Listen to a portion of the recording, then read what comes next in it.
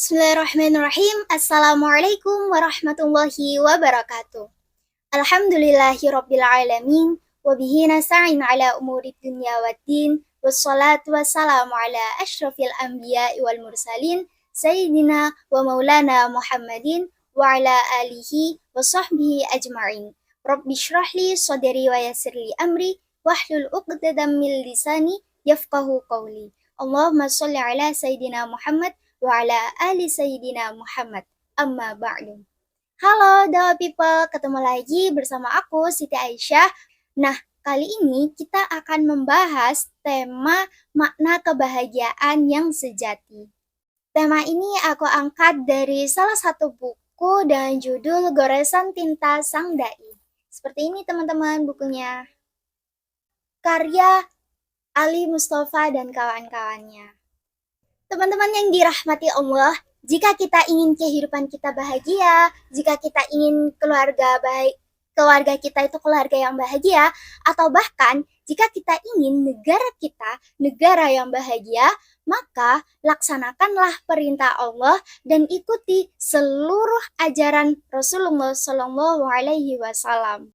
Nah, menurut teman-teman di rumah nih, menurut kalian bahagia versi kalian tuh seperti apa sih? Ada yang mengatakan kita itu akan bahagia kalau misalnya kita punya harta yang banyak. Ada juga yang mengatakan kalau misalnya kita punya pasangan yang ganteng atau cantik. Ada juga yang mengatakan kita akan bahagia ketika kita punya rumah laksana istana yang besar. Tapi teman-teman, ada juga loh orang yang dia tuh punya harta banyak, tapi dia tuh gak bahagia. Ada juga orang yang mempunyai jabatan tinggi, tapi dia juga tidak bahagia. Bahkan ada pula orang yang punya pasangan yang ganteng ataupun cantik, dia juga gak bahagia. Nah, hal ini menunjukkan bahwa kebahagiaan itu bukan terukur dari harta, jabatan, ataupun rupa. Betul nggak? Rasulullah Shallallahu Alaihi Wasallam pernah bersabda bahwa untuk mencapai kebahagiaan di dunia dan di akhirat itu kita harus selalu menaati seluruh perintah Allah dan menjalankan semua ajaran Rasulullah Shallallahu Alaihi Wasallam.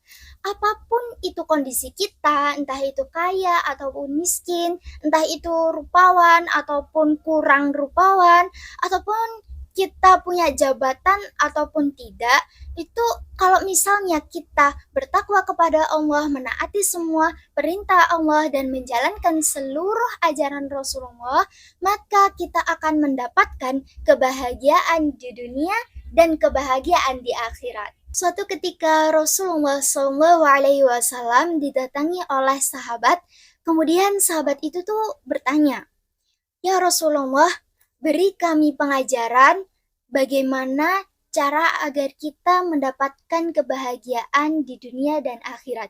Kemudian Rasulullah Shallallahu Alaihi Wasallam pun bersabda, "Ittaqillaha haitsuma kunta," yang artinya bertakwalah kamu kepada Allah dimanapun kamu berada. Kemudian sahabat pun bertanya lagi, lalu apa ya Rasul?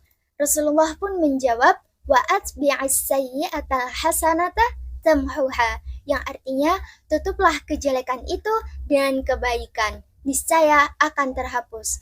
Jadi teman-teman, kalau misalnya kita udah terlanjur menyakiti hati seseorang ya kalau bisa kita sesegera mungkin lah kita minta maaf. Atau kalau misalnya kita gengsi, nah kita bisa melakukan dengan cara lain seperti kita ngasih sesuatu ke orang itu sebagai permohonan maaf terhadap orang yang telah kita sakiti. Terus kalau misalnya kita udah terlanjur berbuat dosa, maka sesegera mungkin ya kita mohon ampun kepada Allah Subhanahu wa Ta'ala. Oleh karena itu, marilah kita ubah perbuatan jelek menjadi perbuatan yang baik. Yang dulunya ahli maksiat, sekarang menjadi ahli taubat. Yang dulunya ahli judi, sekarang jadi ahli mengaji. Masya Allah sekali bukan teman-teman?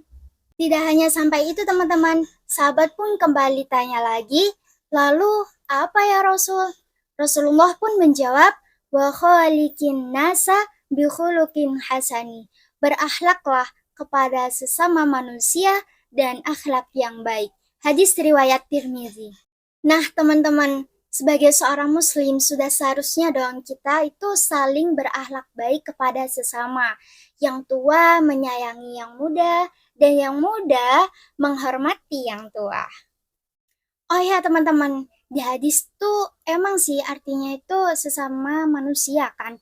Tapi perlu teman-teman ketahui nih, kita berbuat baik itu tidak hanya dengan sesama manusia saja, akan tetapi dengan seluruh makhluk ciptaan Allah, kita juga perlu berbuat baik seperti kepada hewan, tumbuhan, dan lain-lain. Nah, teman-teman, tak terasa nih kita udah di penghujung pembahasan aja.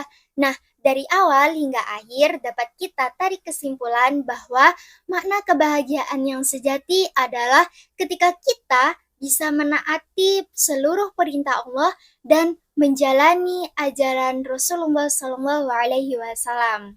Bertakwa kepada Allah, menutup kejelekan dan keburukan, dan yang terakhir, berakhlak baik kepada sesama merupakan 3 hal yang bisa kita lakukan untuk meraih kebahagiaan yang sejati.